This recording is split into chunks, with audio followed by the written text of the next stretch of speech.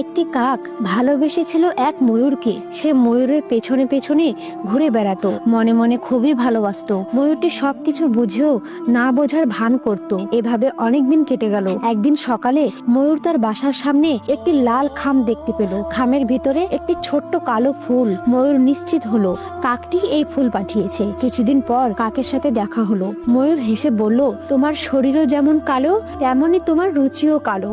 এত রঙিন রঙিন ফুল থাকতে কালো ফুল পাঠালে, এটাই কি তোমার ভালোবাসার ভাষা?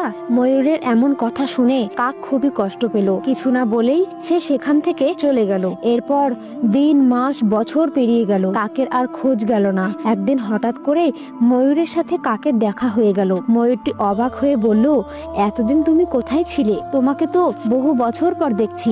আমার রূপ দেখে সবাই আমাকে ভালোবাসতে চায়, তুমিও তো ভালোবাসতে চেয়েছিলে, তবে কেন আমাকে নিজের করে পাওয়ার চেষ্টা করলে না? কাক গভীর চোখে তাকিয়ে বলল, তোমার রূপ দেখে ভেবেছিলাম হয়তো তোমার মনও ততটাই সুন্দর, কিন্তু যেদিন দেখলাম তুমি একটি ফুলের রং দেখেও ভালোবাসার মান বিচার করো, সেদিনই বুঝেছিলাম আমি ভুল পথের সন্ধান করছি। তখনই নিজেকে সরিয়ে নিলাম। ময়ূর কিছুক্ষণ চুপ থেকে বলল, এখন যদি আমি তোমাকে পেতে চাই তবে কি তুমি আমাকে ভালোবাসবে? কাকটি মুচকি হেসে বলল, চোখের নেশা কেটে গেছে। চোখের নেশা কাটলে ময়ূরের সৌন্দর্য আর চোখে পড়ে না।